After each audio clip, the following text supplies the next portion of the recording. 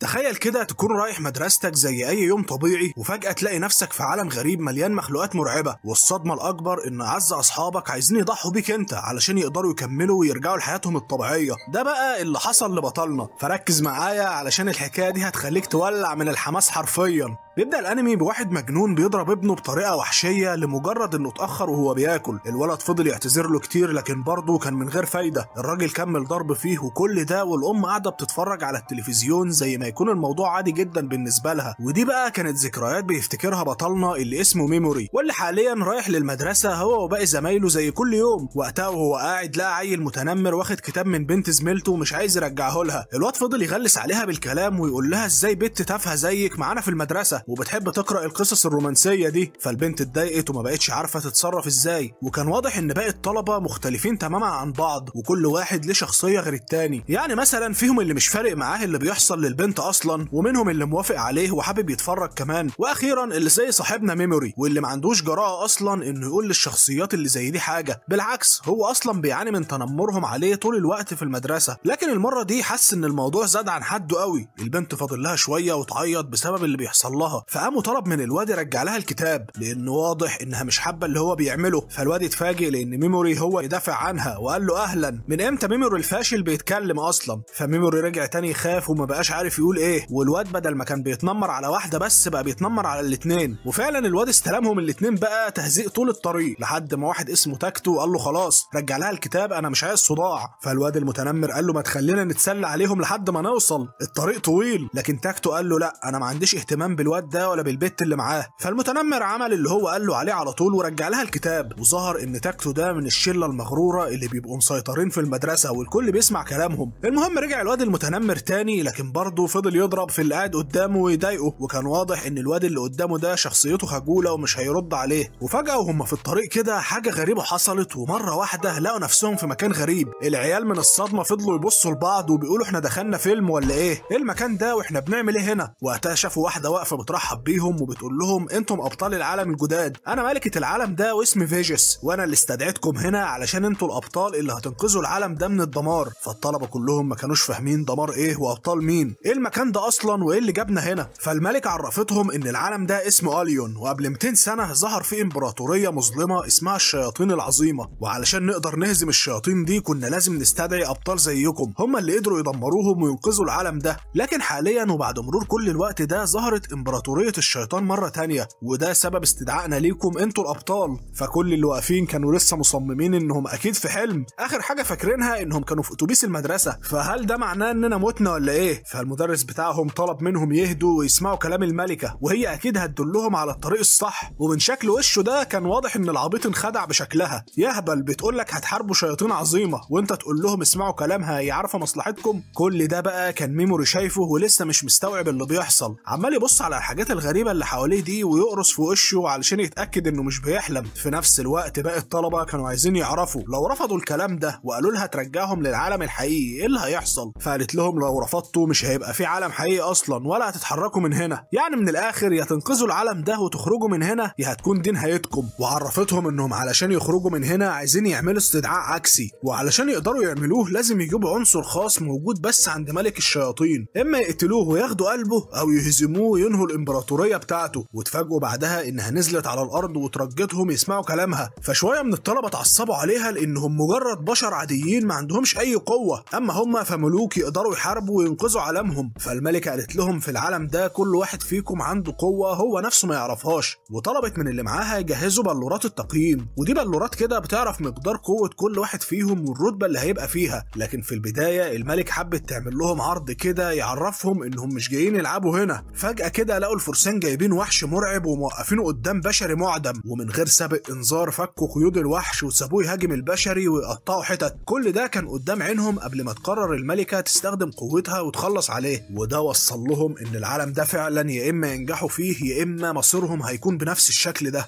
وبالفعل كل واحد فيهم بدأ يستخدم البلورة السحرية علشان يشوف قوته، وشفنا ان عدد كبير منهم عنده قوة كبيرة جدا، منهم تاكتو والواد المتنمر، كمان البنت اللي كان ميموري بيدافع عنها واللي اسمها سوجو. لكن اللي كلهم استغربوه هو الواد اللي كان دايما ساكت ده وبيخاف من خياله. الواد حرفيا امتلك قوة مظلمة قلبت حاله 180 درجة وحسسته انه اخيرا هينتقم من كل اللي اتنمر عليه. ودلوقتي جه الدور على بطلنا ميموري، لكن الغريب انه اول ما حط ايده على البلورة مفيش حاجة حصلت، مجرد نور ضعيف جدا خرج لدرجة ان الملكة ما ادتلوش اي اهتمام، وفضلت تنده على اللي بعده علشان يعمل الاختبار. فميموري حاول يكلمها لكن اتفاجئ انها مش راضية تبص له اصلا، وبقى مقتنع انه هيبقى ملهوش فايدة في العالم ده زي العالم الاولاني بالظبط. المهم بعد كده بدأت الملكة تعرفهم شوية تفاصيل عن قوتهم دي، زي انهم ازاي يفتحوا الحالة بتاعتها ويتابعوا تفاصيل تطورهم. كمان عرفتهم ان في مهارات يقدروا يكتسبوها في الرحلة هتخليهم اقوى بمراحل. لكن الحاجة الغريبة اللي ظهرت على الطلبة ان كل واحد فيهم بدأ يتعامل على حسب الرتبة بتاعته، لدرجة ان الاصحاب بدأوا يبعدوا عن بعض لمجرد ان فيهم حد اقوى من التاني. وكان واضح ان الغرور اللي هم فيه ده مش حاجة كويسة خالص. في الوقت ده وبعد ما خلاص كل واحد عرف قوته، الملكة قالت لهم في حاجة مهمة برضو لازم تحصل قبل ما نبدأ. ندهت على ميموري وقالت له انزل تحت، فميموري اتصدم وقال لها ليه، واتفاجئ ان الفرسان ماسكينه بالغصب وبيشدوه ينزلوه. وقالت لهم الملكة ان ميموري هو الاضعف هنا، وزمان كان اللي زيك كده من الرتبة ايه بيعطلوا الابطال الاقوى وبيخلوهم يخسروا، علشان كده قررنا ان نتعامل مع اللي زيك من البداية علشان ما نكررش اخطاء الماضي. فميموري اتفاجئ من ضحكتها الخبيثة وسألها تتعاملوا معايا ازاي يعني. قالت له زمان كنا بنعمل تصرف جريء شوية، لكن ده كان بيعمل صدمة لباقي الابطال او بيخليهم يتضايقوا ويحاربونا، علشان كده فكرنا في حاجة مختلفة شوية، منها تكون فرصة ليك وفي نفس الوقت ما تعطلش باقي الابطال. دايرة سحرية هتنقلك لمكان مختلف عن هنا، لو قدرت تخرج منها عايش وقتها هسيبك تعيش في العالم ده بكل سلام، لانك هتكون اثبتت انك قوي. فميموري اللي خلاص كان هيموت من الخوف قال لها هو العالم التاني ده خطير؟ فالملكة ضحكت تاني وقالت له مين يعرف، احنا ودينا ناس كتير جدا هناك ومحدش فيهم عرف يرجع تاني، فانت وحظك بقى، خصوصا لما تعرف ان المكان ده اسمه عالم التخلص. فميموري اترعب اكتر لانه واضح انها عايزه تخلص منه، وقال لها ثواني انا عندي قوه برضه شفتها في تقييم الحاله، وحاول يقنعها باي طريقه تخليه هنا، لكنها قالت له لا، قوتك دي ولا ليها لازمه اصلا، خصوصا انها ضعيفه جدا، يعني من الاخر مش هتقدر تقتل بيها وحش صغير حتى، فارضى بنصيبك بقى وخلينا نخلص. فميموري قال لها تخلصي ايه يخرب بيتك، انت عايزه تموتيني واقول لك ايوه موافق، وبعدين انت ايه اللي خلاك تستدعيني هنا ما دام انت عارفه انه ضعيف كده. فجاه سمع باقي الطلاب بيقولوا لها خلص عليه بقى خلينا نبدا، ده عيل فاشل طول عمره واصلا كنا متوقعين كده. فميموري اتفاجئ ان حتى البشر اللي زيه عايزين يموتوه عادي، حتى الواد اللي كانوا بيتنمروا عليه زيه واللي كان الوحيد اللي ميموري بيدافع عنه جاي بيضحك عليه هو كمان وبيقول له يلا في 60 داهيه. فميموري خلاص عرف انه لا هياخد حق ولا باطل مع الاشكال دي، علشان كده قام وقرر يواجه المصير اللي هو رايح له. وفعلا الملكه فعلت البوابه السحريه اللي هتنقله للعالم التاني ده، ورمت له بتاع معفنه كده قالت له خدها معاك ممكن تنفعك في اللي انت هتشوفه، الجوهره اللي فيها دي هتنور لو قدرت تخرج قوتك السحريه. سلام بقى يا صاحبي. فسوجو حاولت توقف اللي هي بتعمله ده لان ميموري مهما حصل هو واحد منهم، لكن الملكه قررت تسكتها وراحت ضربها في بطنها علشان تخلص من صداعها. كل ده وميموري واقف مش مصدق كميه الكره اللي في قلبها من ناحيته بطريقه غريبه، ولما لقاها بتتعامل عادي كده زي ما تكون هتقتل حشره مش بني ادم، حاول يهاجمها بتعويذه لكنها صدتها بكل سهوله، وعرفته ان في درع سحري متفعل حواليها طول الوقت، فانسى بقى انك تلمسها حتى. فميموري بص في الارض واتاكد ان الموضوع خلص كده، لكن مره واحده لقى تاكتو بيضرب عاصفه ناريه من قدامهم صدمت الكل من قوتها. فميموري كان فاكر انه بيحاول ينقذه، لكن اتصدم انه كان بيجرب قوته بس، وطلب من الملكه تخلص بقى علشان يشوفوا هيعملوا ايه. ودي كانت صدمه طبعا بالنسبه لبطلنا اللي بدات عينه تدمع وافتكر كل الايام الصعبه اللي شافها من صغره، من اول تعذيب اهله ليه للحظه اللي هو فيها دلوقتي. علشان كده راح رافع عينه فيها وقال لهم انا هوريكم شويه كلاب، لو عرفت ارجع تاني هنا هنتقم منكم كلكم. المهم بعدها بيفتح عينه لقى نفسه في مكان غريب، فحاول يفتح الحلقه بتاعته لكنه ما عرفش، فقال اكيد يبقى البتاع اللي هي اديتهاني دي ليها فايده، وبقوته عرف يخليها زي مصباح كده علشان يشوف هو رايح فين، لكن من غير حتى ما يلحق يفكر لقى وحش مرعب بيحاول يقسم دماغه نصين من غير تفاهم. فميموري اترعب وطلع يجري باقصى سرعه عنده، هو مش عارف هيعمل ايه معاه. فجاه كده راح واقع على الارض وبقى هو والوحش في وش بعض، وهنا لاحظ حاجه غريبه، لاول مره هو مش خايف وحاسس انه ممكن يكسب، فبسرعه راح مفعل مهاره من اللي عنده وقدر يثبت الوحش مكانه. بعدها طلع يجري وهو مش فاهم هل ده وحش ضعيف ولا هو بقى قوي، خصوصا ان الملكه قالت له ان قوته دي مش هتاثر حتى على اصغر الوحوش. بيبص قدامه لقى وحش على شكل طائر ضخم بيحاول ياكله، فميموري استخدم ذكائه وقال اكيد بما اني قدرت على الوحش اللي فات فانا اقدر اخلص على ده، وفعلا فتح الحاله بتاعته ولقى مكتوب قوه السم، فبسرعه ضربها عليه واتفاجئ انه نجح فعلا. الوحش بدا جسمه يرتعش بطريقه غريبه وراح واقع على الارض، وهنا ميموري ملامحه اتغيرت تماما وعرف انه جه الوقت علشان ينتقم من كل اللي حصل له، وحرفيا راح راجع للوحش التاني وخلص عليه من غير تفكير، وعرف بعدها ان كل وحش هيقتله قوته هتزيد اكتر. كمان كشف الحاله عرفه انه ما يقدرش يستخدم نفس المهاره على نفس الوحش مرتين، فلازم يعرف هو بيعمل ايه علشان ما يضيعش نفسه. لكن اللي حاليا ميموري قلقان منه هو نقاط المانا الخاصه بيه واللي كانت لازله جدا، والمانا دي هي اشبه بالطاقه الحيويه بتاعته وهي مهمه جدا برضه، وكالعاده علشان العالم الغريب ده عايز يقضي عليه خالص ما استناهوش حتى يكمل تفكير، مره واحده لقى اضعاف الوحوش دي بتهاجمه بسرعه، فميموري كان خايف انه يقع على الارض من قله الطاقه اللي عنده، لكنه قرر يكمل وخلاص وبدا يقتل فيهم باقوى حاجه عنده، ضربه هنا وضربه هناك، والمفاجاه انه بدل ما يضعف بدا يقوى اكتر، واكتشف ان كل وحش بيقتله مهاراته بتتطور اكتر برضه، وتحول من المستوى الاول للمستوى الثاني بسرعه بعد ما قتل شويه الوحوش دول. فالواد اتحمس ونزل فيهم ضرب من كل ناحيه لحد ما الوحوش نفسها خافت وطلعت تجري، شغل جامد اقسم بالله، لدرجه ان ميموري نفسه ما بقاش فاهم حاجه، لكن كان عارف ان الموضوع ده لسه مخلصش كده، وراح بعدها للمكان اللي فيه جثث المحاربين اللي جم هنا قبله، بدا ياخد اي حاجه ينفع يلبسها مع سيف صغير، بعدها كمل في طريقه علشان كان حاسس بالجوع وعايز يلاقي حاجه ياكلها، وطبعا ما لقاش غير جثث الوحوش اللي هو قتلهم علشان ياكل منها، وبالفعل حاول يعمل كده لكن اتفاجئ انهم مصنوعين بالكامل من مواد حمضيه، يعني اكلها مستحيل. فميموري قال له بعدين يا جدعان بالشكل ده انا هموت من الجوع، لكن فجاه لقى الكيس السحري اللي معاه ده بينور وبيخرج له اكل من بتاع العالم الواقعي، فميموري ما سالش هو جه منين ده ونزل اكل فيه على طول، وبكده يكون عرف ان كل مقومات الحياه موجوده هنا، يعني يقدر انه يخرج. وفعلا مع مرور الايام شفنا ازاي بقى مسيطر على العالم المظلم ده كله، قوته زادت جدا وما بقاش بينه وبين الانتقام الا خطوات بسيطه، بالرغم انه ما كانش فاهم هو ازاي وصل للمرحله دي، لانه حرفيا اتحول 180 درجه، وفي وسط ما هو بيفكر مع نفسه كده عرف ان زمان هو اتربى مع عمه وعمته اللي انقذوه من اللي كان بيحصل فيه من غير ما نعرف هو ايه اللي حصل لاهله وقتها. المهم بطلنا كمل بعدها في طريقه لحد ما وصل لمكان غريب كده كله بوابات، بدا يفتح كل واحده فيهم وشاف ان المحاربين اللي كانوا قبله كانوا مستخبيين هنا من الوحوش، فبدا ميموري ياخد الحاجات اللي هتنفعه منهم لحد ما وصل للاوضه الرئيسيه، وهناك لقى رساله جنب الجثه الموجوده بيقول فيها ان كان اسمه انجلين وهو بطل الظلام السابق للعالم ده. فميموري افتكر المنصب ده لانه شافه قبل ما يجي هنا، وقتل واحد صاحبه اللي كانوا بيتنمروا عليه ده هو اللي اخده واتجنن بعدها. المهم ان الرساله كانت بتحذر اللي بيقراها وبيقول له ان الملكه دي هي السبب في كل الدمار اللي بيحصل، وهي برضه اللي رمت انجلين بالقوه في العالم ده لما حست انه بيتحداها، فلو عندك الاراده فعلا انك تخرج من هنا يبقى لازم تخلص عليها لان هي اساس الشر الموجود. فميموري اتعصب جدا لان مش بس هي عايزه تخلص عليه هو، لا دي كمان كانت سبب في موت ناس كتير جدا غيره، علشان كده قرر انه لازم يخلص منها. وقبل ما يمشي لقى كتاب كده في كل التقنيات السحريه المحظوره، لكن اللي صدمه لما فتح الكتاب انه مليان دم في كل حته ومكتوب تحذير بانه يبعد عن اكلات الارواح الغريبه اللي في العالم ده. فميموري ما بقاش فاهم حاجه وقال ارواح ايه دي، لكنه قرر يكمل ويشوف. طبعا طول الطريق كان متضايق وهو شايف كميه الجثث اللي على الارض واللي كان خايف لا يبقى زيهم كده. في الوقت ده وصل لاخر الطريق الموجود وشاف بوابه كده لازم يجيب الجزء الناقص ده علشان يفتحها، لكن الصدمه ان الجزء ده موجود في راس شكلها مرعب. فميموري اخد نفس عميق ولسه هيخرج علشان يواجهها لقى شعاع جاي بسرعه الصاروخ كان هيقطع ايده، فالواد ربط الجرح بسرعه وعرف ان دي اكلات الارواح اللي كان بيتحذر منها في الكتاب، وده اكيد سبب الدم اللي شافه فيه. لكن ازاي دلوقتي هو يقدر يهزم وحش بالقوه دي؟ فجاه كده لقى الجدران من حواليه بتتكسر والراس بدات تتحرك، قبل ما يعمل اي حاجه لقاها كمان عماله ترجع ماده غريبه كده بتخرج بيها ارواح المحاربين اللي هي قتلتهم قبل كده. ميموري لسه بيستوعب لقاها بتكسر الدنيا وبتظهر في وشه كده بشكلها المقرف ده، فميموري بسرعه راح فاتح الحاله بتاعته وبدا يجمد في كل الارواح اللي قدامه. طبعا ما كانش عايز يقتلهم لان كان لسه شايف انهم بشر، والوحش المرعب ده عمال يلعب بعقله علشان يخلص عليهم. فميموري حاول يلاقي اي طريقه تانية لكن برضه من غير فايده وخلاص كانوا هيقتلوه. استمر الوضع على كده لحد ما الوحش خلاه يفقد الامل خالص وبدا يعيط، لكن الصدمه لما لقى ميموري سكت فجاه وبدا يضحك، ومن ضحكته الوحش كان خايف جدا منها لان في الواقع كل دي كانت خطه من صاحبنا، اللي خلى الوحش يفهم انه خلاص فقد الامل ويقدر ياخد روحه. وبمجرد ما وقف دفاعاته راح ميموري مدمره خالص. الوحش طبعا كان باصص له مش مصدق ان حته بشر زي ده قدر يخلص عليه، لكن ميموري عرف ان ثقته الزايده دي كانت هي السبب. هو حاول يفضل طول الوقت بنفس شخصيته شخصيته مش عايز مشاكل مع حد، لكن من وقت ما دخل العالم ده من غير إرادة منه وهو لازم يبقى وحش بالشكل ده علشان يقدر يعيش. ودلوقتي سلام انت بقى يا ابو شكل مقرف، وبوم راح مفجر دماغه.